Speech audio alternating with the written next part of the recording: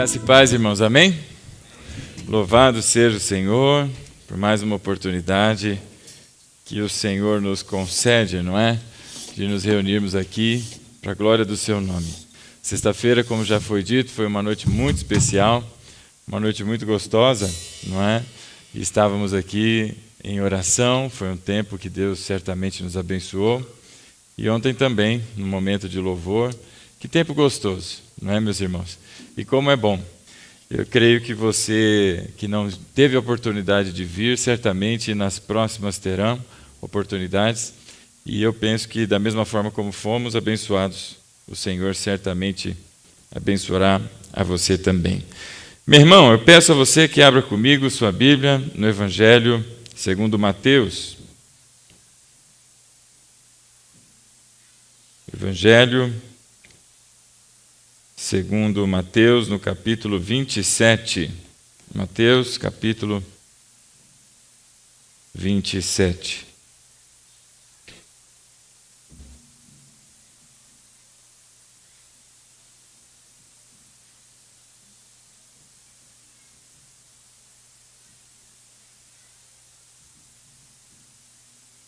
Quem achou, diga amém.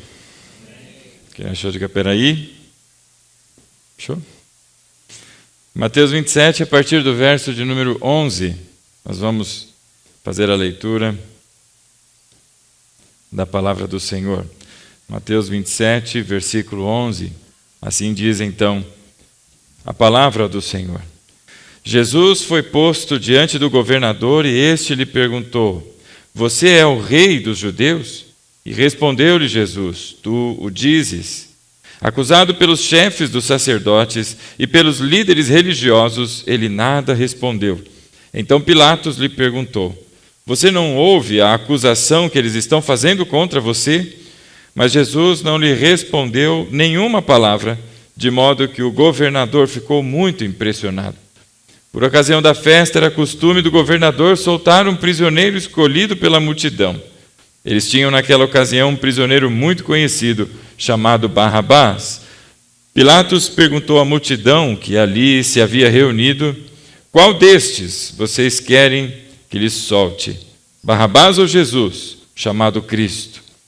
Porque sabia que o povo o havia entregado por inveja. Verso 18: Porque sabia que o haviam entregado por inveja. E estando Pilatos sentado no tribunal, sua mulher lhe enviou esta mensagem: Não se envolva com este inocente, porque hoje, em sonho, sofri muito por causa dele. Mas os chefes dos sacerdotes e os líderes religiosos convenceram a multidão a que pedissem Barrabás e mandassem executar Jesus. E então perguntou o governador: Qual dos dois vocês querem que eu lhes solte? E responderam eles: Barrabás. Perguntou Pilatos: Que farei então com Jesus chamado Cristo? E todos responderam: Crucifica-o.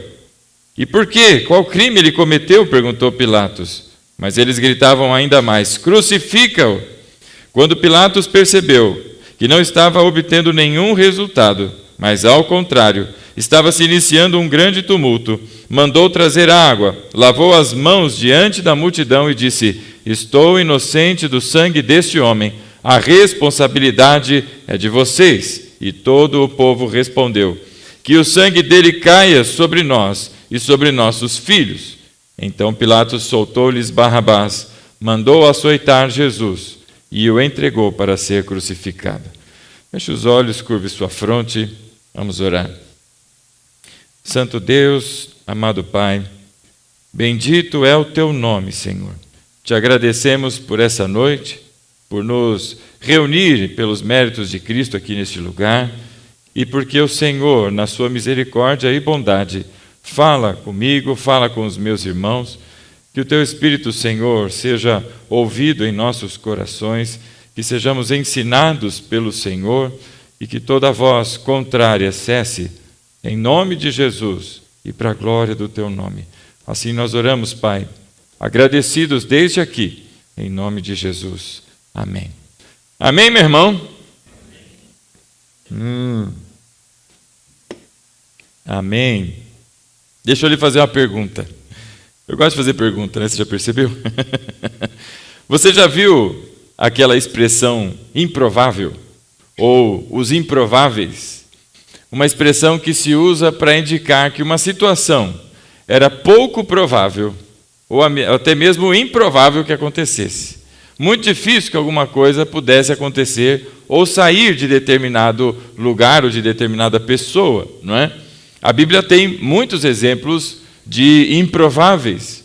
E a gente medita sobre eles e fica maravilhado ao ver como Deus, na sua graça, soberania, poder, realiza coisas que confundem o mundo, coisas que confundem aqueles que são considerados sábios, e o Senhor faz a sua obra e mostra o seu poder por meio da nossa fraqueza e por meio daqueles que são improváveis. Bom, você deve se lembrar de Davi. Quem lembra de Davi, levanta a mão. Quem está com preguiça de levantar a mão, levanta a outra mão. Lembra de Davi, meu irmão? Davi, Cotoquinho e Golias, aquele cara enorme, guerreiro e tudo mais, todas as qualidades que pudessem amedrontar qualquer um que tentasse enfrentá-lo. Davi, na força e no poder do Senhor, se levanta. E em nome do Senhor ele vai e enfrenta Golias, e você conhece certamente a história. Ele o derruba com uma das pedras que ele, na sua funda, que nome, né, para aquele negócio, funda, tem outro nome contemporâneo aquilo? É funda mesmo, né? Ele sai rodando aquele, e solta aquela pedrinha, puf, né? Eu me lembro uma vez, estava em casa, era pequeno, meu pai assistindo TV, acho que ele nem vai lembrar disso, e ele estava deitadão lá, todo confortável, e eu estava com um paninho, e eu estava girando o paninho. E sabe quando você faz assim, com um pano, ele não dá aquela estilingada, pá! Né? E eu estava fazendo assim, de repente eu não acerto meu pai. E ele levantou, vem aqui, menino, eu saí correndo, né? Mas veja que tem os improváveis. Davi foi um desses, né? Um dos improváveis. Outro improvável, meu irmão, José. José, um dos caçulas entre os seus irmãos, não é? Dos últimos a nascer, filhos então de Jacó. Seus irmãos se revoltam contra ele e o vendem como escravos. Tentaram matar, mas foram impedidos do assassinato, não é, por um dos irmãos. Agora ele foi posto como escravo, de escravo ele se torna agora presidiário, acusado falsamente, e lá na cadeia, não é? Ele fica por um bom tempo, até que Faraó tem um sonho. E nesse sonho que tem Faraó, meu irmão, tem gente me olhando, você queria ver o que meu pai fez? Meu pai depois me pegou e me bateu aquele dia, viu? Você quer ouvir desgraça? Eu apanhei aquele dia. Foi sem querer, irmão, mas pegou nele. O homem ficou bravo. Mas enfim, está lá Faraó e ele tem um sonho. Esse sonho é tão impactante para Faraó que ele pensa, meu Deus, o que isso significa? E ele fica curioso, o que será que esse sonho representa? E ninguém é capaz de ajudá-lo a entender, ninguém tem de Deus capacidade para interpretar aquilo que Deus deu a conhecer Faraó por meio de um sonho. E então, um dos servos que estava próximo a Faraó se lembra de que ele, enquanto preso, tinha um rapaz, um jovem hebreu que estava lá, e aquele rapaz foi capaz de interpretar o seu sonho, e aconteceu tal qual ele havia dito que seria, porque Deus o havia revelado, e então ele se dirige a Faraó e fala, tem um rapaz lá, manda trazer esse homem para cá. A Bíblia diz que ele dá um tapa no cabelo, dá um tapa na barba, foi para a presença lá de Faraó, e Deus dá a José a condição de interpretar aquele sonho. E aquilo de um presidiário, de um irmão rejeitado, de uma pessoa que não tinha mais perspectiva de futuro nenhum, porque na cadeia, ajudando, tudo bem, porque ele tinha um talento muito grande de administração, não é? Mas na cadeia, o que se pensa que teria na vida, não é? Mas Deus o levanta como governante do Egito, o segundo em poder no mundo conhecido, que era o da época, e então é mais um dos improváveis, não é? Existem outros tantos, meus irmãos, e que inclusive envolvem sonhos, não é? Além de José, teve também Daniel, que fala sobre o sonho de Nabucodonosor, aquele sonho de uma estátua que era composta de tantos materiais, entre ouro e barro, não é? Formado ali, aquela estátua suntuosa, e uma pedra que se projeta solta de uma montanha do nada e vai, bluf, despedaça aquela montanha, e então Deus vai levantando aquele que era uma pessoa escravizada e coloca entre os principais de todos os sábios na terra da Babilônia. E assim Deus vai fazendo e realizando a sua história e vai usando de improváveis. E o texto que nós estamos lendo aqui, meu irmão, lemos Mateus 27. Se você tem acompanhado, nós estamos passando pelos dias que antecedem a crucificação do Senhor Jesus. Vimos, como já dito aqui, a entrada triunfal do Senhor em Jerusalém, a limpeza do templo, como a Bíblia também chama, o período em que ele tira aqueles cambistas, vendedores de camiseta de time de futebol, limpa tudo aquele negócio lá. Depois, todo o conflito que ele tem entre os líderes religiosos que o acusam e questionam sua autoridade, toda aquela situação, toda aquela angústia, toda aquela tensão que a semana trouxe por si só, não é? E na quarta-feira, possivelmente na quarta-feira, não é? Aquele jantar que fizeram em homenagem ao Mestre. Um jantar que foi um espetáculo, não pela comida, mas por tudo quanto fizeram diante de Jesus. E os corações se revelam na presença do Mestre. E aquela mulher, Maria, então, ela derrama de um perfume muito caro.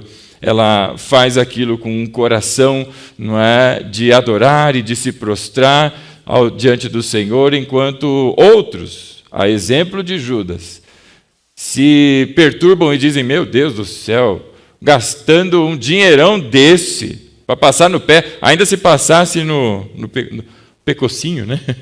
Passa no pecocinho, mas no pé, rapaz, depois na cabeça, que desperdício, não é? E Jesus, então, responde que os pobres eles sempre terão com eles. Jesus nem sempre estaria com eles, não é? E ela fez aquilo numa preparação para o que haveria de vir em 2 dias, que era a sua morte e o seu sepultamento. Alcançamos, então, o texto que lemos em Mateus 27 e que já passa a quinta-feira. Quinta-feira o Senhor se encontra, não é, com os seus discípulos lá no cenáculo. Há a ceia preparada para a Páscoa, segundo os preceitos da lei, e ali Jesus interrompe aquilo, e que a partir daquele momento, a partir da sua morte e ressurreição, não mais fariam daquela maneira, mas partiriam o pão e partilhariam, não é, do suco de uvas ou do vinho, na representação da sua carne e na representação do seu sangue. Naquela noite de quinta-feira, o traidor é anunciado. Judas então se levanta ao ouvir Jesus dizendo: o que tens de fazer, faze-o logo. Ele se levanta e, possuído pelo diabo, como diz a Bíblia, ele segue na direção para entregar Jesus e dizer àqueles homens onde estaria o Senhor Jesus. Jesus então passa a confortar e a consolar aqueles homens. Ele que estava angustiado, ele que estava tão cheio, não é, de toda aquela situação, a ponto de horas depois, não é, na sua oração transpirar gotas de sangue, ele agora é quem conforta e consola os discípulos, dizendo: não se turbe o vosso coração. Crede em Deus, crede também em mim. Essas coisas todas eu já havia dito a vocês que acontecerão, mas fiquem em paz, meu irmão, porque no terceiro dia, como diz as Escrituras, o Senhor há de ressuscitar. Mas aqueles homens estão perdidos, aqueles homens estão sem entender muita coisa, estão ali entre pensamentos e, meu irmão, se a gente tivesse ali também, que semana foi essa? Jesus amado. E aí na madrugada, já de quinta para sexta-feira, para os judeus já é uma sexta-feira pela viração do dia na quinta-feira. Então nessa madrugada, nesse princípio de madrugada, está o Senhor Jesus a orar. Ele sobe com seus discípulos ao Monte das Oliveiras. E ali num lugar chamado Getsêmani, um jardim ali naquele monte, ele se dedica à oração e coloca-se em oração. Os irmãos conhecem a história, de repente chega aquele que é o traidor, chega Judas, acompanhado entre soldados e sacerdotes que vieram buscar Jesus, porque já havia uma sequência preparada para que então aquilo que foi durante toda aquela semana elucubrado na cabeça de um monte de malucos passasse a materializar-se. E então prendem o Senhor Jesus. Você pode imaginar aquela cena. Quem assistiu aquele filme A Paixão de Cristo, foi dirigido por Mel Gibson, tem ali uma imagem mais fresquinha, né? Porque os últimos filmes de Jesus são da década de 70, se eu não me engano, não é? Esse do Mel Gibson é mais próximo aqui. E existem aqueles momentos entre as tochas, não é? E aquilo é forte na mente da gente, porque estava uma noite escura, não tinham postes naquele lugar iluminando os lugares ali, não é? Então vieram com tochas. Você consegue imaginar o barulho daqueles passos, daqueles homens, a conversa, e no meio daquela paz que estava naquele lugar, aquele tempo de oração é rompido com aquele barulho e aquelas luzes. Quem é que está vindo? Não dá para enxergar direito. E o Senhor é levado. A Bíblia diz que quando perguntam, não é? Quem é Jesus? Dizem, aliás, que vieram para buscar Jesus. O Senhor diz, sou eu. E ao pronunciar ego eimi, ao dizer eu sou, aqueles homens caem no chão, na autoridade e no poder de Jesus, só da presença do Altíssimo. E aí finalmente prendem, porque o Senhor se entrega, e é uma entrega voluntária. A partir dali, a Bíblia diz, não é, em João no capítulo 18, que o Senhor Jesus foi levado direto para falar com Anás, que era um dos sumos sacerdotes. E ele passa a ser interrogado. Meus irmãos, pense você. O Senhor Jesus é o Criador de todas as coisas. A Bíblia diz que tudo o que se fez, sem Ele não teria sido feito. Ele é a palavra de Deus, Ele é o poder criativo do Senhor, Ele é Deus. E o Deus Todo-Poderoso agora está diante de homens que assumem a posição de juízes. E juízes do Criador. Meus irmãos, que inversão maluca é essa? E aqueles homens se achando na sua autoridade, achando que eram pessoas, não é, que tinham a condição de apontar dedos para o Criador de todas as coisas, começam agora a interrogá-lo. Isso me faz lembrar o Salmo 1, Salmo de número 1. E eu peço a você que mantenha a sua fitinha aí, em Mateus, e vamos até lá o livro de Salmos.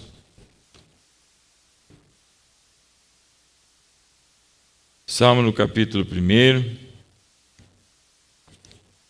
Sem dúvida, um salmo messiânico. Quem achou, diga amém. Quem achou, diga peraí. Quem não trouxe a Bíblia? Meu irmão. O Salmo 1 diz assim: como é feliz aquele que não segue o conselho dos ímpios, não imita a conduta dos pecadores e nem se assenta nas rodas dos zombadores. Bom, esse homem é o Senhor Jesus. Ao contrário, a sua satisfação está na lei do Senhor e nessa lei medita dia e noite. É como árvore plantada à beira de águas correntes e dá fruto no tempo certo e suas folhas não murcham. Tudo o que ele faz prospera. Agora veja aí comigo o verso 4. Há aí uma grande distinção entre aquele que é de Deus e serve ao Senhor, num modelo que é o Senhor Jesus, para quem agora não é de Deus, não serve ao Senhor e não está segundo o modelo que é o Senhor Jesus. Veja aí o verso 4. Ele diz assim, o salmista: não é o caso dos ímpios. Com os ímpios é totalmente o contrário, porque eles são como palha que o vento leva. Por isso, os ímpios não resistirão no julgamento, nem os pecadores na comunidade dos justos, pois o Senhor aprova o caminho dos justos, mas o caminho dos ímpios leva à destruição. Meu irmão, presta atenção o que diz esse salmo nos versos de 4 a 6. Ele diz o seguinte, que com os ímpios não é dessa maneira, porque ímpio não permanece, irmão.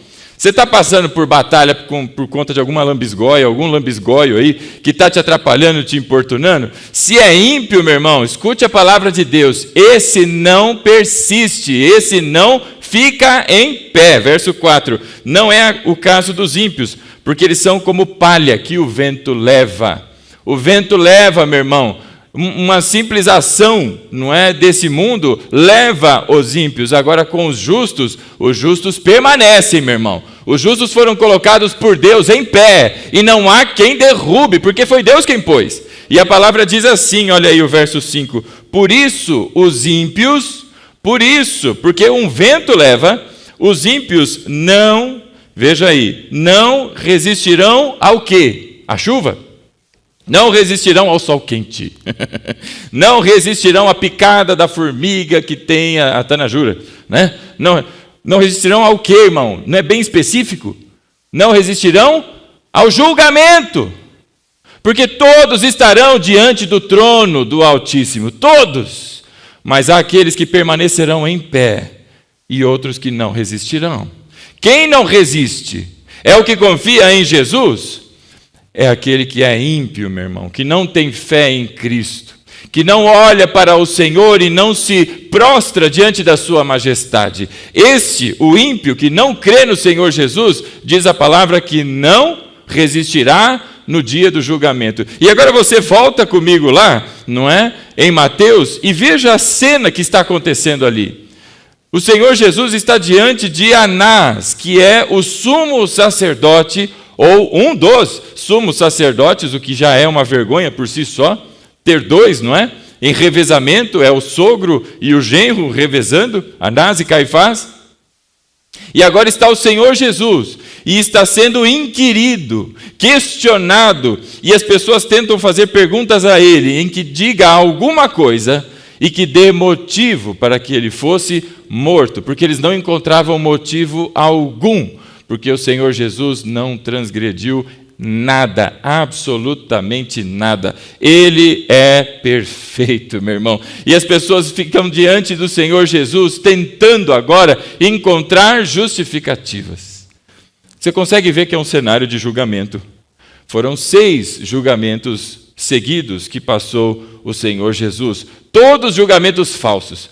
Todos com acusações infundadas e que não tinham condições de prosperar. Todos com falsa testemunha, com mentiras envolvidas, e chega um momento em que já não tem mais o que dizer. As pessoas dizem, é isso mesmo, porque esse cara aí é arruaceiro, tem que matar. Mas por que tem que matar? Porque eu estou falando, eu sou sumo sacerdote, mata esse homem aí, faz favor, acaba com essa história.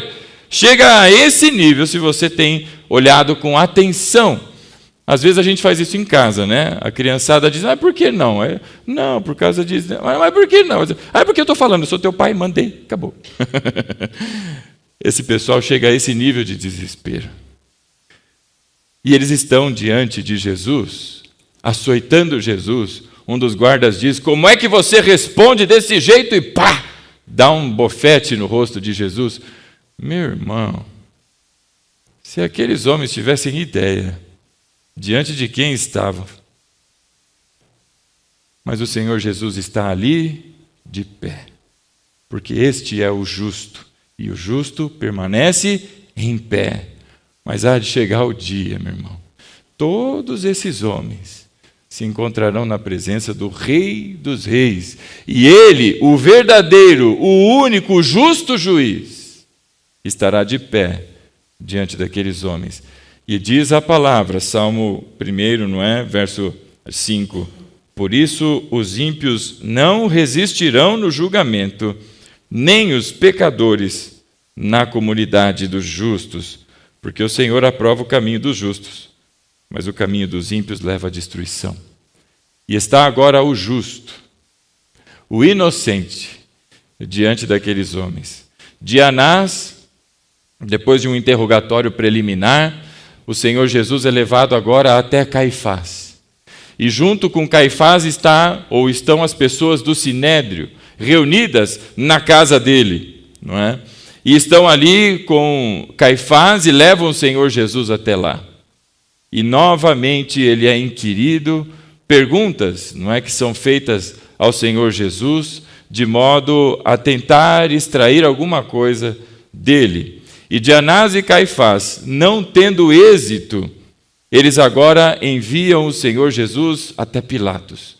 Essa madrugada já entrou adentro, meu irmão, estamos perto aí de 5 para 6 horas da manhã, um pouco antes disso. É de madrugada.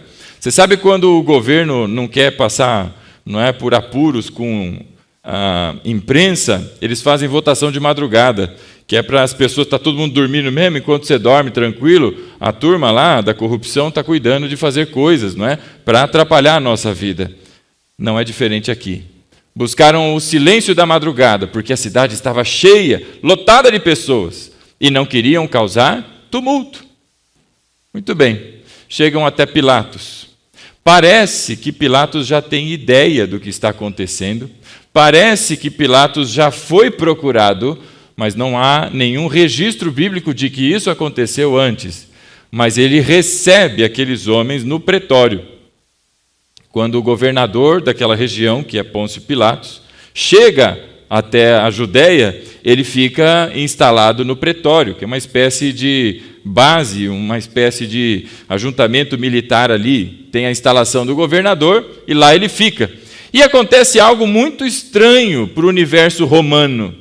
A Bíblia diz que Pilatos está lá, mas não está lá sozinho. Ele está acompanhado, além dos soldados, logicamente. Mas a esposa dele está com ele. E uma pessoa, um oficial romano, quando destacado em viagens, não é? Por costume ia sozinho. Raramente as esposas ou a família acompanhava. Se você assiste filmes, não é? Você vê isso sendo retratado.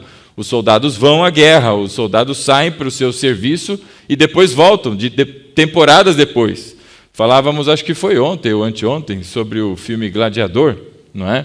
Quem assistiu Gladiador? Quem gostou de Gladiador?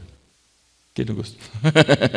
Então, Pôncio Pilatos deveria ter ido até a Judéia para o seu ofício. E por que ele estava lá? Porque era Páscoa. Sendo Páscoa, todo aquele mundaréu de judeu que foi até Jerusalém, aquilo poderia provocar um grande barulho no reino, aquilo poderia tirar a estabilidade e a paz daquele lugar. Então o governador pessoalmente foi, ele não foi honrar ninguém não, ele foi garantir que o trabalho dele fosse feito, que era manter a ordem e a tranquilidade naquele lugar. Mas quem é Pôncio Pilatos, meu irmão? É um homem aí, conhecia Pôncio Pilatos? Ele era uma pessoa que não tinha, pelo menos é o que dizem os historiadores, ele não tinha pedigree, ele não vinha de uma família grande, de uma família de renome, não vinha de uma família rica, mas era uma pessoa que começou por baixo e alcançou o status de governador.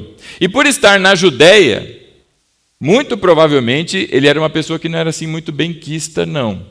Porque mandaram ele para um lugar, numa região pobre, e uma região que tinha muito conflito. Lidar com o judeu devia ser uma coisa terrível, porque constantemente eles se levantavam contra o império, queriam se rebelar contra Roma, queriam deixar as amarras de Roma e queriam seguir a vida. Então, precisa escolher alguém muito bem escolhido para cuidar da Judéia. Pilatos, vai você. Muito provavelmente era uma pessoa que não era muito bem vista. Mas Pilatos, ele aparentemente sabia jogar o jogo de Roma. E ele tem um casamento arranjado. E ele se casa com uma mulher chamada Cláudia. Cadê minha irmã Cláudia? Cláudia Prócula. É o nome da esposa, segundo os estudiosos, não é? É o nome da esposa de Pilatos. A senhora Cláudia, por sua vez, essa sim vinha de uma família muito boa. Ela era neta de um imperador romano. Ela era, então, uma princesa de Roma, e o seu nome Cláudia, não é? Ela era neta de Augusto César, um imperador que veio antes de Tibério César, que era o atual imperador nos dias de Jesus. Tibério César já tinha certa idade, e pouco depois da crucificação e da ressurreição do Senhor Jesus, esse imperador morre. E por ser neta de quem era neta, o casamento arranjado, Pilatos conseguiu, não é? Você lembra aquelas novelas da rede que passava aí no passado, né? Que era tudo só o golpe do baú, não é? Pilatos parece que foi desses que casamento arranjado, não é? E essa mulher, Cláudia, acompanhou Pilatos. Ela estava lá. O texto que nós lemos diz que ela manda, inclusive, uma mensagem para ele. E Pilatos também era conhecido, meus irmãos, por ser uma pessoa muito violenta. Flávio Joséfos, que é um historiador, e Filó de Alexandria, outro historiador daquela época, registram quão truculento era aquele homem. Antes de ser governador lá em Judéia, ele era procurador de Roma em Alexandria. Alexandria ficava ali na região do Egito, não é? E Filó de Alexandria, era esse historiador de lá, registra que ele era muito hostil, bruto no jeito de lidar com as pessoas, mas pensa bruto de verdade, não é esse bruto que falou grossinho, não. É uma pessoa truculenta mesmo, assassino. É como diria lá no Nordeste, um cabra da peste, né? É uma pessoa rude. E Flávio Joséfos vai dizer, inclusive, que ele era constantemente ameaçado pelas províncias por conta dessa violência toda. No ano 37, após a morte e ressurreição do Senhor Jesus, ele é enviado, Pôncio Pilatos é enviado para Roma para prestar contas da sua violência, porque houve lá em Gerizim uma revolta com os samaritanos e ele mandou os guardas lá para dar um jeito. Só que é mais ou menos assim como era a polícia na década de 90 ou lá para trás, né? Atira primeiro e depois pergunta quem é. Muita gente morreu naquela situação, e aquilo foi tão grande, tão volumoso em termos de violência, que ele foi chamado a prestar contas a Tibério César, que era o imperador. Só que no caminho, na ida dele até Roma, esse imperador morre. Então não sabe-se muito bem o que deu de Pilatos. Diz a tradição que ele se suicidou, mas outros dizem que não, que ele simplesmente se aposentou, quem ia prestar conta morreu, então acabou a minha dívida, eu devia para aquele, ela morreu, acabou. Não se sabe muito bem o destino de Pôncio Pilatos, mas ele era uma pessoa violenta, truculenta. Na primeira oportunidade, ele massacrava. Consegue entender por que mandaram ele para a Judéia, então, cuidar de judeus, já que o tempo todo ficavam tendo revoltas? Então precisavam de alguém linha dura, mas ao mesmo tempo não podia ser tão duro assim também, né? Que senão mata todo o império, mata todo mundo. Esse era Pôncio Pilatos. Tem gente que tem uma imagem de Pilatos bonzinho, um homem justo, que fala, meu Deus, não tem pecado, não tem motivo, por que eu não vou matar esse homem? Meu irmão, não tem nada a ver uma coisa com a outra, não. O negócio ali era escrever no leu, mata todo mundo e acaba com o barulho. Eu não quero atrapalhar, não é, a rotina e a paz. E aí, depois de passar por Anás, depois de passar por Caifás e o Sinédrio, o Senhor Jesus agora é levado ao terceiro inquérito / julgamento com Pôncio Pilatos. E a conversa é interessante. Você leu aí um pedaço dela comigo, e a Bíblia diz que Pilatos ficou impressionado com Jesus. Porque se faz perguntas, se afirmam coisas, estão dizendo que ele é o rei dos judeus, e ele pergunta, mas Jesus não responde. Até que verso 11 do capítulo 27, não é? Diz assim, Jesus foi posto diante do governador, Pôncio Pilatos, e este lhe perguntou, você é o rei dos judeus? A resposta de Jesus foi, tu o dizes. Mateus não registra o diálogo inteiro, mas João registra. Vamos lá comigo a João no capítulo 18. João, capítulo 18.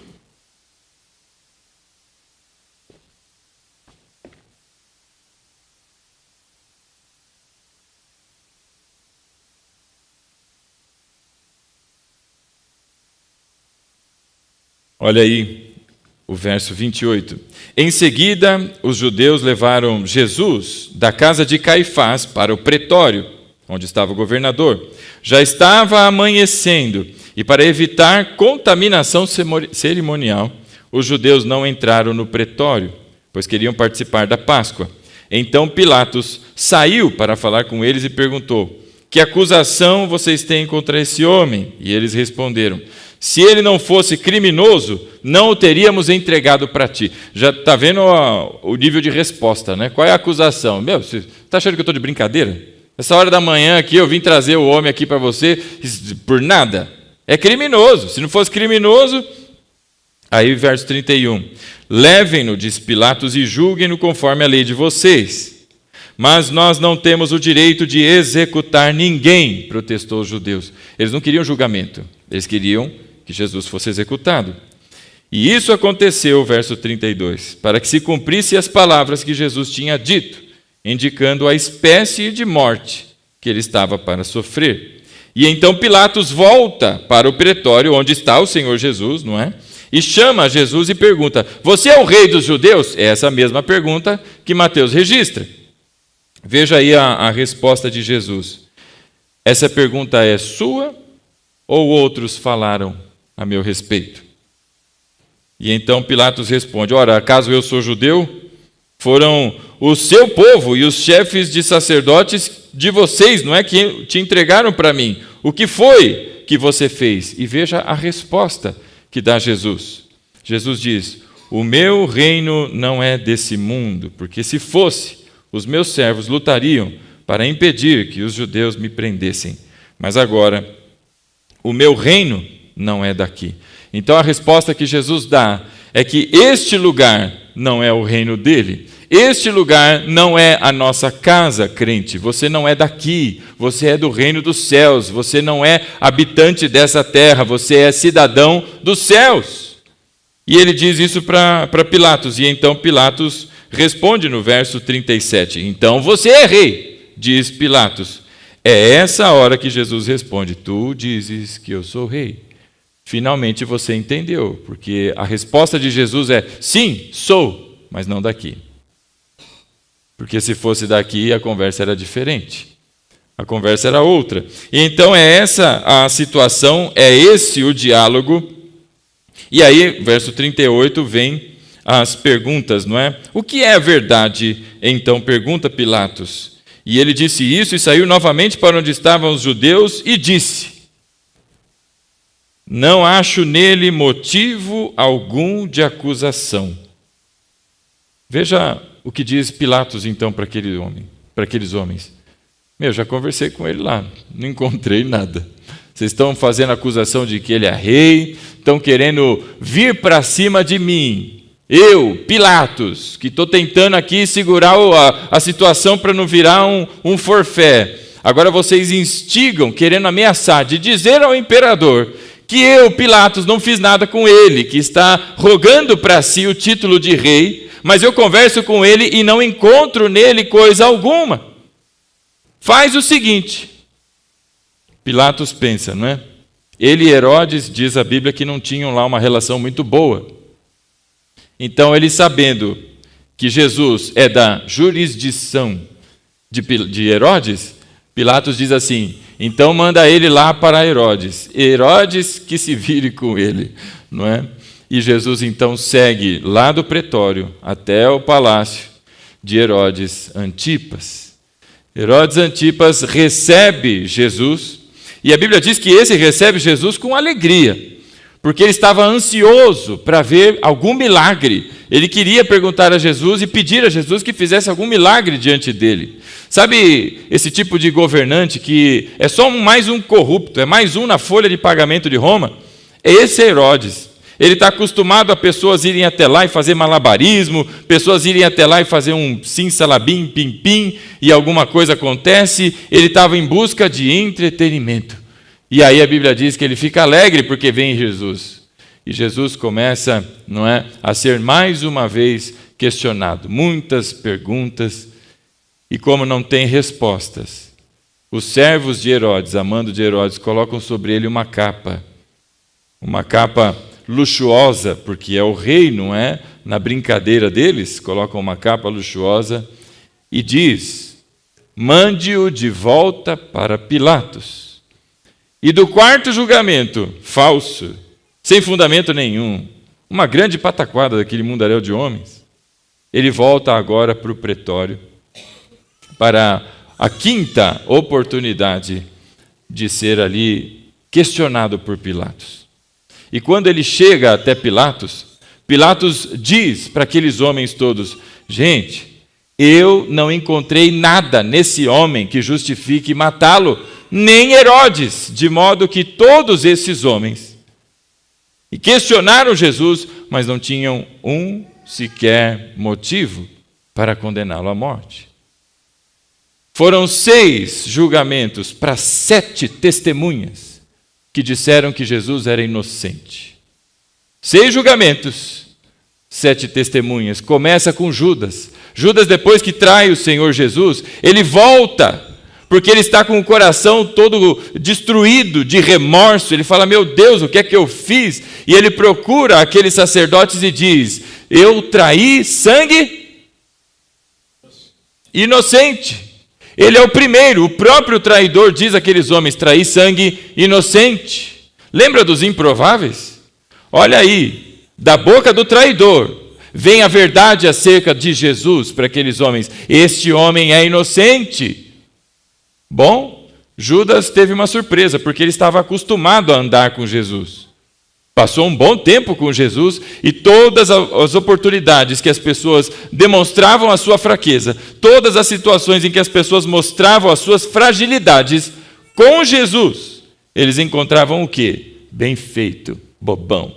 Ou encontravam graça, uma palavra de conforto, uma palavra de exortação, orientação, ânimo.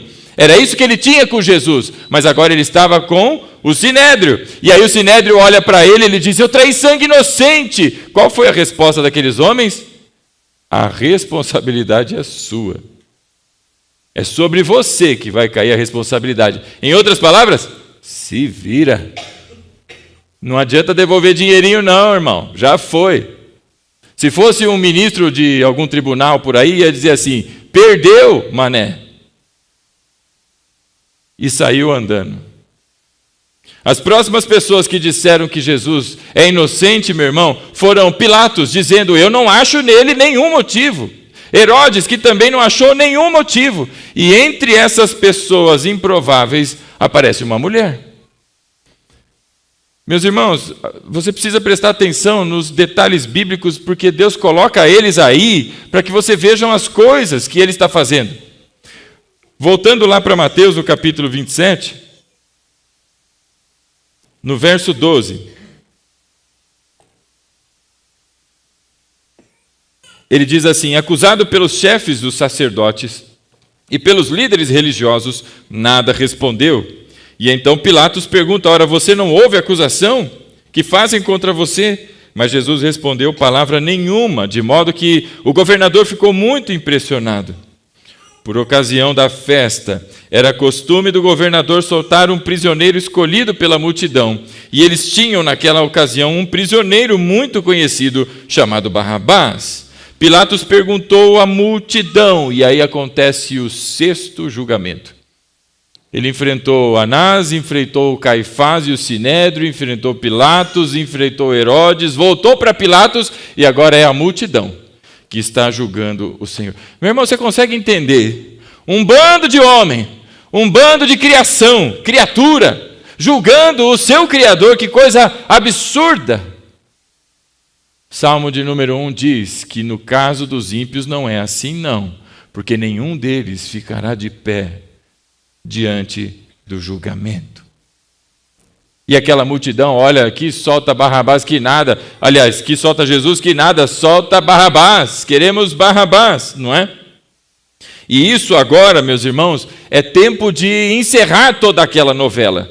Não tem mais conversa ali, porque já foi para Herodes, voltou para Pilatos, Pilatos joga a batata quente para a multidão ali e não tem mais o que fazer. E ele volta para a sua posição como governador, ele vai... Imagina um pátio aberto onde as pessoas podem acessar, com guardas ali na frente, e ele volta para a sua cadeira, para a sua poltrona, e a Bíblia diz que ele se assenta, não é? Veja aí o verso 19.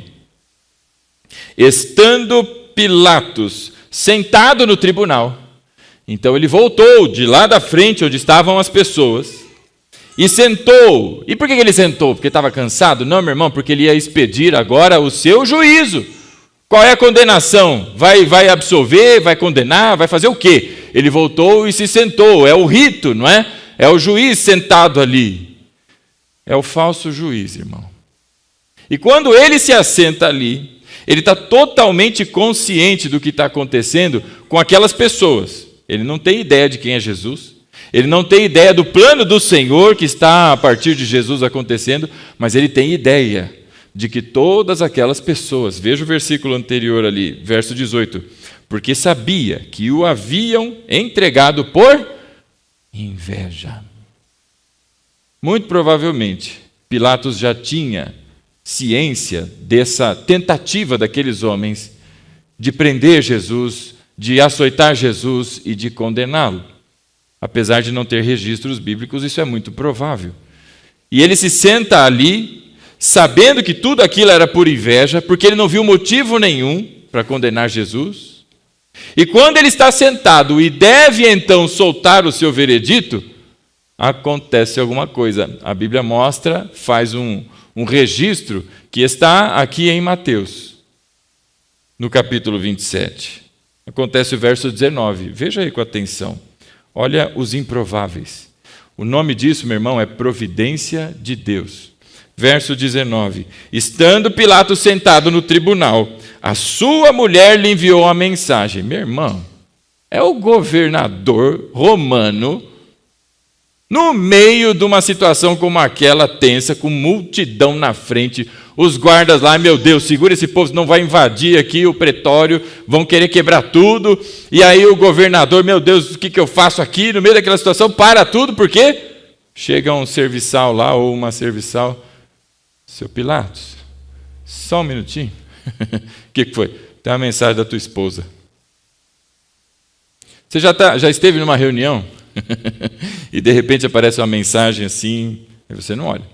Aí continua a reunião, aí de repente liga, aí você não atende, porque você está no meio da reunião. Aí daqui a pouco você fala, dá licença um minutinho, porque a minha esposa está insistindo, deve ser alguma coisa importante. Pilatos parou e ouviu o recado daquela mulher. Veja, é uma romana, é uma princesa de Roma, mas que provavelmente, por estar com Pilatos em Jerusalém no tempo de Páscoa, era uma pessoa que sim, conhecia a fé judaica e muito provavelmente era uma pessoa que tinha ou se judaizado ou era uma pessoa que conhecia o Deus de Israel e estava entendendo mais sobre ele. A gente não pode afirmar essas coisas, mas há uma grande probabilidade. Inclusive, por quê? Porque Deus usa essa mulher, uma improvável, a mulher do governador, mulher, meu irmão, num tempo como aquele. Tudo bem que Roma era uma cultura diferente, mas num tempo como aquele, aquela mulher interrompe toda aquela cena para dar uma mensagem. E ela deve ter dado, não é, instruções para o seu servo, falou, meu, para tudo, se joga na frente do homem, grita, pula, faz o que tiver, mas dá esse recado, porque é muito importante que ele ouça. E isso acontece, verso 19. Então, sentado já na sua tribuna, sua mulher lhe enviou a mensagem, e a mensagem que ela mandou foi esta: não, veja bem, não se envolva com este, o quê? Justo, na NVI está inocente, mesma coisa. Não se envolva com este, na NVI, inocente, porque hoje, em um sonho, eu sofri muito por causa dele. Deus, de algum modo, revela a essa mulher, muito provavelmente uma pessoa pagã, mas revela a essa mulher coisas que a Bíblia não diz o que foi. Alguém vai dizer que mostrou para ela em sonho que Jesus seria crucificado e seria maltratado daquele jeito todo, não é? Outros vão dizer que talvez o que tenha sido mostrado é o Jesus, não esse homem fraco que estava ali diante daqueles governantes para ser crucificado, como muitos o viam, mas o viu já em sua glória. Nós não sabemos o que é que Deus mostrou para aquela mulher, mas num sonho, porque quando foi despertada de manhã, quando chegaram com Jesus, até o próximo julgamento na estadia ali em Pretório, nesse intervalo ela teve um sonho, nesse intervalo ela foi perturbada com alguma coisa e ela então de maneira urgente, extraordinária, para tudo, quebra protocolo, pelo amor de Deus, Pilatos, não se envolva com esse inocente. Em outras palavras, não condene esse homem, porque ela conhecia bem quem era Pilatos. Não interessa se é inocente, se não é inocente, sai matando todo mundo, se precisar matar, porque era um homem violento. E ela, da parte de Deus, recebeu um sonho de que este é Jesus, e ele é inocente das acusações. Certamente Deus mostrou muito mais àquela mulher para o tamanho do impacto que ela teve e pediu para fazer tudo isso. E então essa mulher, chamada Cláudia, neta de imperador, manda uma mensagem para Pilatos. Você consegue se lembrar do episódio de Caim e Abel? Consegue se lembrar do episódio, como é que foi? A Bíblia diz que o Senhor, conhece o coração de Abel, recebe Abel e recebe a sua oferta. Aí quando chega o tempo de Caim, Caim tem coisas ali que o negócio não deu certo. O Senhor rejeita Caim e rejeita a sua oferta. Aquilo causa o que em Caim? Inveja. O que disse Pilatos sobre aquelas pessoas? Trouxeram Jesus por inveja. E o que Caim resolve no seu coração?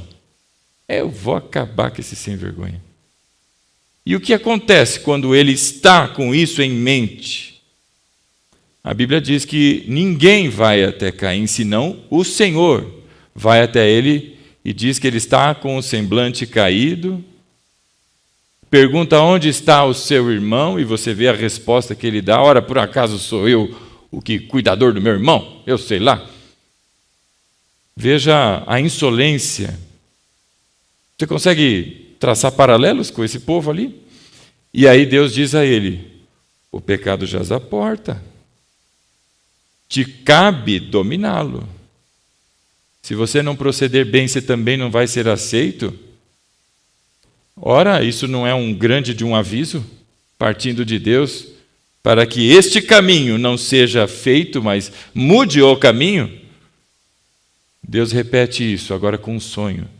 Assim como foi o sonho, que Deus deu a Nabucodonosor, o mesmo sonho que Deus deu a Faraó, o Senhor fala, meus irmãos, com todos nós e usa os sonhos também para falar conosco. E muito provavelmente os sonhos, porque é um tempo em que você está dormindo, você está relaxado, a tua mente não está naquele fuzuê, o teu coração você está dormindo. E ali Deus vem e lhe traz uma palavra importante. Deus sim fala através de sonhos. E Deus deu a essa mulher um sonho, para que Pilatos, da mesma maneira como Caim foi avisado, Pilatos também fosse avisado. E aí você percebe que as decisões que foram tomadas foram por vontade própria. Ora, mas não foi Deus que planejou tudo isso? Sim. Não foi Deus que colocou aquelas pessoas ali? Sim, porque é o que diz a Bíblia. Todos eles, cada um deles, foi posto ali para que se cumprisse a palavra do Senhor. Mas nós olhamos aqui a escolha desse homem, porque ela diz de modo bem claro, não, verso 19, não se envolva com este inocente. E é tão forte isso, Pilatos, que eu estou aqui, olha, toda perturbada, eu sofri por causa dele no meu sonho. Foi perturbador o que eu vi, o que eu soube, a verdade que eu tive acesso. Falávamos que tinham pessoas, testemunhando da inocência de Jesus. Ela é uma delas. E diz, esse homem é inocente, não faça isso, Pilatos. Outro homem que vai dizer a mesma coisa é um ladrão, que vai ser crucificado ao lado de Jesus. Entre dois ladrões, um deles para, em algum momento do dia, e diz, chega de bagunça, cara. Nós merecemos o nosso castigo, mas este aqui, ele é o quê? Inocente. Ele não fez nada, ele não merece estar aqui. Depois vem os guardas, vem o centurião e dizem, este homem verdadeiramente era justo. E aí os guardas dizem: este homem verdadeiramente era o Filho de Deus. Todos aqueles agora testemunham para 6 julgamentos, 7 testemunhos da inocência do Senhor. E Pilatos, então, a Bíblia diz que chega, não é? Ouve, mas há uma grande pressão, verso 20. Os chefes dos sacerdotes e os líderes religiosos convencem a multidão a que pedisse Barrabás e mandasse, então, não é, executar Jesus. Outra coisa bastante interessante, não é? O homem a quem é colocado ao lado de Jesus, para que o povo decida qual quer, não é, se quer Jesus ou se quer Barrabás, é um homem chamado Barrabás. Barrabás, segundo a tradição, era um zelote. Era uma pessoa que, pelo nome, não é, zelote, zelo, tinha muito zelo com a lei e constantemente se insurgia contra Roma, porque achavam um absurdo serem dominados, não é? Era uma pessoa de conflito, mas, entre aspas, com boa intenção, como algumas pessoas pensam por aí. E ele estava preso porque, num episódio, ele matou uma pessoa, e foi preso porque matou, provavelmente, um soldado romano. E estava preso. E aí o governador, então, tá bom, tem esse doido aqui, matou alguém, e tem esse homem, que eu não vejo motivo, minha gente. Não é quem que vocês querem? Solta Barrabás. Se você vai olhar o nome de Barrabás, a Bíblia tem vários detalhes, é importante que você olhe para todos, não é? O nome Barrabás, você se lembra quando se fala de Simão, não é? Você é Simão Bar Jonas. Simão Bar Jonas. Já ouviu essa expressão na Bíblia? Já leu? Lembra dela? Simão Bar Jonas. O que é bar? Não é bar de boteco, é bar da palavra filho. Bar, filho. Simão, filho de Jonas. Simão Bar Jonas. Jesus Bar José, por exemplo, não é? O bar é de filho. Bom, é esse o prefixo do nome do homem que pediram para soltar. É bar. É o prefixo, começa com bar. Barrabás. É filho de alguém. Filho de quem? Olha o restante do nome dele.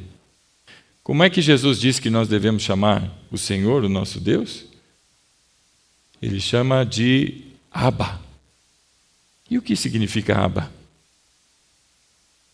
Abba, Pai, Pai nosso amigo. Essa música é velha. Conhece? Abba significa Pai. Barabá. Bar-Abá, Barrabás, filho do Pai, ou filho de Deus, filho do Pai. Era esse o nome. A multidão errou o Filho de Deus. O verdadeiro estava ali, eles mandaram crucificar, mas o falso eles mandaram soltar. E a Bíblia diz então, no verso 21, e eles dizem: soltem Barrabás, o verso 22. Ora, o que eu faço com esse homem chamado Jesus, o Cristo? E todos responderam: crucifica-o. Por que crime cometeu eles? Não é? Mas eles gritavam ainda mais: crucifica-o. E aí vem o verso 24. A pressão sobre Pilatos, não é? Quando ele percebe que não estava tendo resultado nenhum, mas estava se iniciando um tumulto, porque os líderes tinham conseguido inflamar aquela multidão. Então ele levanta as mãos, sentado no seu trono para dar o seu veredito, e ele diz então: estou inocente do sangue deste homem, a responsabilidade é de vocês. E aí a Bíblia diz que ele lava as mãos, não é? Aquele gesto falso de lavar as mãos, porque não perdeu responsabilidade nenhuma. Sem dúvida, ele tem responsabilidade. Mas vejam que aquelas pessoas, na sua ira, na sua insolência, na sua falta de juízo total, dizem, não é? Veja aí o verso 25. Todo o povo respondeu. Não foi 1, 2, 3, não tinha aquele que iniciava o coral, né? Aquele que sai falando, tá, sabe igual música que você não decorou, mas você sabe o finalzinho da letra, né? Plácidas e tal. Sempre tem um que começa e o outro que vai no final, né? A Bíblia diz que todo o povo responde. Quando ele diz que ele é inocente do sangue daquele homem, porque ele está dizendo, eu não vi culpa nenhuma nesse homem. Olha a infeliz colocação daquelas pessoas, e todo o povo responde, que o sangue dele caia sobre nós e sobre nossos filhos. Que gente que não tem a menor noção do que fala. Verso 26, e então Pilatos solta Barrabás e mandou então açoitar Jesus e o entregou para ser crucificado. E a história se segue, é a sexta-feira, isso está perto de 6 para 6:30 da manhã, quando finalmente Pilatos dá o seu veredito, não é? Jesus tem um açoite muito severo, quando posto diante daquela multidão, e agora ele carrega o seu madeiro e segue para o Gólgota, o monte, não é, da caveira ou das caveiras, e ali ele é crucificado. Permanece crucificado até às 3 da tarde, quando ele entrega o seu espírito, e aqui, não é, encontramos o episódio, a narrativa bíblica da morte do nosso Senhor Jesus. Meus irmãos,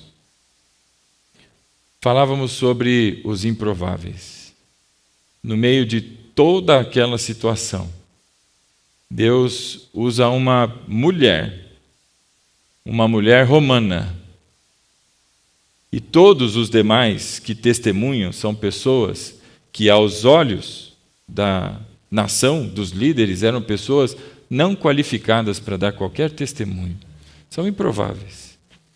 E Deus usa todos esses, e usa de gentios para falar que Jesus era inocente, é inocente de toda acusação. Olhando para isso tudo, meus irmãos, eu fico observando a postura que essa mulher teve, de não se silenciar, mas de, ao ouvir de Deus, que era um inocente, que aquilo não estava correto, ela rompe ali os seus, não é, limites e interrompe a cena de um julgamento para dizer, falando, não se envolva com ele, porque ele é inocente. Ela não deu detalhes, mas provavelmente depois conta para Pilatos como foi o sonho, mas nós não temos esse registro. Existem apócrifos que vão dizer que ela, Cláudia, não é, depois é convertida ao cristianismo, tem registros dela em apócrifos, é texto não inspirado, não é? Que ela busca ajuda em Jesus, não é? Agora ressurreto, para um filho adoecido, coisas do tipo. Mas o fato, meus irmãos, é que aquela mulher, ela não se silencia, e ela avança e fala sobre Jesus. Ela avança e enfrenta, porque ela é uma cidadã romana. Ela entende, provavelmente, o risco e tudo que está acontecendo ali, mas ela rompe e faz ali o seu comunicado. Ela não fala de uma maneira em que só Pilatos ouve, mas a maneira como foi comunicado, Pilatos ouviu. E muito provavelmente os mais próximos ali ouviram que aquela mulher teve um sonho, estava perturbada, e no seu sonho ela viu que Jesus era inocente. Sabe, meus irmãos, esse é um gesto que a igreja precisa imitar. A igreja precisa se levantar, romper barreiras, sabe? E anunciar a verdade acerca de Jesus. Porque todas aquelas pessoas gritavam na sua, não é, maluquice, que o sangue desse homem caia sobre nós. Meu irmão do céu, não tem ideia do tipo de absurdo que estão falando. Do mesmo jeito que as pessoas aí fora não têm ideia dos absurdos que falam, não é? Quando se referem a Jesus. Eu assisti uma minissérie, eu não vou me lembrar mais o nome aqui, mas acontece em Londres a série, e eles vão mostrando, não é, o dia a dia e o cotidiano daquelas pessoas. Um lugar que já foi palco de muitos, não é, momentos importantes para o cristianismo. E de repente eles estão numa espécie de um pub, sei lá como é que chama aquilo lá. Tem um palco ali, tem uma pessoa fazendo stand-up, né? Stand-up comedy. Ele está ali falando coisas para as pessoas ficarem animadas. E entre as coisas que ele fala para as pessoas ficarem animadas, ele fala de Jesus. Diz que Jesus foi num bar e convidou o Buda, e convidou não sei quem mais, e sentaram todos eles, ficaram horas fumando charuto e tomando cerveja. Essas pessoas não têm ideia do que fazem. Não têm ideia. E já disse Jesus na sua cruz: Pai, perdoa-os, porque eles não sabem o que fazem. Rogaram que o sangue, a justiça por isso caia sobre eles, e eles não têm ideia de quem está sendo crucificado. Meus irmãos, nessa noite, diante desse relato que nos relembra quão trágico foi esse dia, quanto sofrimento teve o nosso Senhor até ser pregado naquela cruz com toda a violência que um ato como esse tem. Onde estavam os discípulos de Jesus? Pedro até tentou se aproximar, mas na terceira tentativa de alguém de linkar Pedro com Jesus, ele diz: eu não conheço, roga a praga e sai correndo. Onde estão os outros? Onde estão aqueles que poderiam defender a honra do Senhor Jesus e dizer: não, Senhor, este homem é inocente, jamais ele disse tal coisa, jamais ele fez o que vocês estão dizendo que ele teria feito, não tem. Onde estão aquelas pessoas? E Deus levanta uma mulher ímpia, pagã, provavelmente, dá a ela um sonho e ela interrompe o julgamento e torna conhecido daquelas pessoas que aquilo que está se fazendo, aquela barbaridade, não tinha procedência alguma. Onde estão os servos do Senhor? Onde estão aqueles que foram levantados como arautos?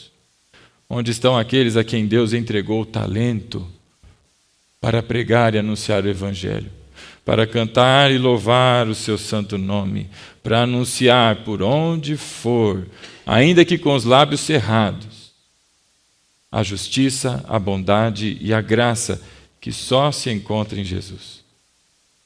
Os tempos estão se cercando contra a gente que crê em Jesus. Se você está atento, aí você está vendo que cada vez mais, num dos estudos, até o pastor Diógenes comentava sobre algumas coisas, de violência que vem tendo, cada vez mais a coisa está cercando. A gente acha que vive num país livre. Tem uma liberdade marromeno. E está ficando cada vez pior. Quando alguém cristão se levanta para dizer alguma coisa, é porque ele é intolerante. Se cristão fala alguma coisa do maligno, é porque você não é tolerante com as religiões de matriz africana. É demônio, irmão! Que mané tolerância com demônio? Demônio se expulsa em nome de Jesus.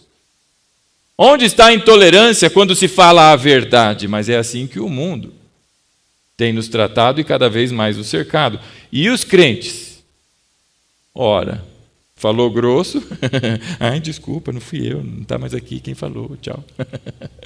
Eu fui assaltado há um tempo atrás, levaram minha bicicleta, celular, computador, fone de ouvido, levaram quase tudo, E o cara parou, apontou uma arma e, assim, se eu pudesse falar com ele, falou: rapaz, não precisava de tudo isso não, era só você falar um pouquinho mais grosso comigo que eu já te dava tudo aí. Vai embora, sobre aquilo, quero te ver mais não. Nós não somos o povo da violência. Eles é quem são. E estão vindo com violência contra nós para nos silenciar. Quem é intolerante não é quem anuncia a verdade, mas é quem não quer ouvir e quer fechar a boca de quem fala. E estão fazendo o mesmo movimento que fizeram com o Senhor Jesus. Ora, se a turma não fica quieta, então vamos matar esse pessoal aí. Haverão dias, irmãos. Talvez nós todos aqui não cheguemos a vê-los, mas haverão dias em que não é que só tem risco de vida. Anunciou Jesus, morreu. E não está longe, se você acompanha a história. E nessa noite, meus irmãos, nós estamos há uma semana da data de celebração, da data de celebração da festividade chamada Páscoa, que para todos nós não é todo dia e simboliza a ressurreição do nosso Senhor. Viemos acompanhando todos esses dias, porque isso é para todos nós não só lembrança, mas preparação por tudo o que passou o nosso Senhor, para que nós pudéssemos estar aqui. Quem está acompanhando o estudo aos Hebreus, nós temos visto, não é? O acesso que foi aberto, o caminho que foi aberto a custo de sangue, para que eu e você pudéssemos chamar o Senhor de Pai. E nós somos Barabá, filhos do Pai, por causa de Jesus. Então veja, irmãos, nessa noite o meu convite a vocês, coloque de pé, em nome de Jesus.